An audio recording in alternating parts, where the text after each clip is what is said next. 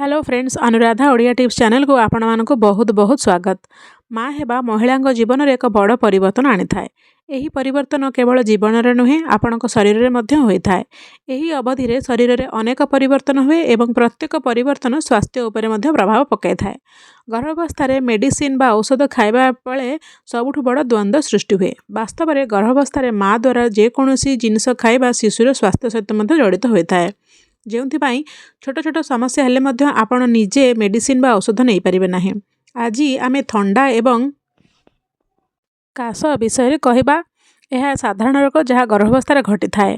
जितेबाला आपणकर थंडा बा काश हुए आपण निजे किसी मेडिसिन बा कफ सिरप नहीं थांती, किंतु गर्भावस्था कफ सिरप नवा निरापद कि नहीं चलतु आज यही वीडियो रे जानिबा। तो प्रथमे जानिबा कि गर्भावस्था कफ सिरप केते सुरक्षित। काश होउछि एक अवरोधित नाक समस्या। नाक प्रभावित होगा, छिंकिबा एवं गला जंत्रणा भली लक्षण उपरे श्वासक्रिया रे होई पारे, जहाँ साधारण थंडा भाव में जनाशुना। यह अनेक जीवाणु द्वारा होता है एवं साधारणतः विस्तार हुए ना। अवश्य बेले बेले यही संक्रमण निकटस्थ अन्य अंग को व्यापी एक गुरुतर जीवाणु संक्रमण करें। यह व्यतीत गर्भावस्था दुर्बल प्रतिरोध शक्ति बा इम्यूनिटी हेतु गर्भवती माँ काश पीड़ित हो पारती। एभली परिस्थिति जेकोसी काश मेडिसिन सेवन करंतु नहीं। निज डॉक्टर को पचारिया परे आपण काशर औषध खाइबा उचित। एबे चलतु आमे जानिबा गर्भावस्था समय रे केउ केउ मेडिसिन आपण कफ सिरप हिसाब रे बा कफ पई नहीं पारिबे।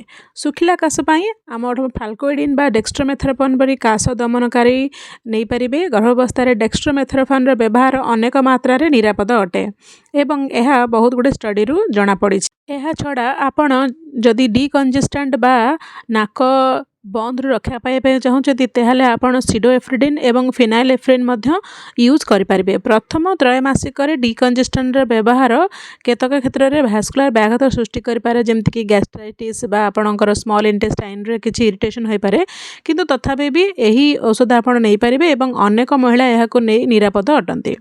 ओदा काश हेले आपण डाक्टर द्वारा परामर्श दिया जाइथिबा डोज रे गुआनेफिसिन बा जेकोसी म्यूकोलाइटिक जेपरिक ब्रोमोहेक्सिन यूज करें।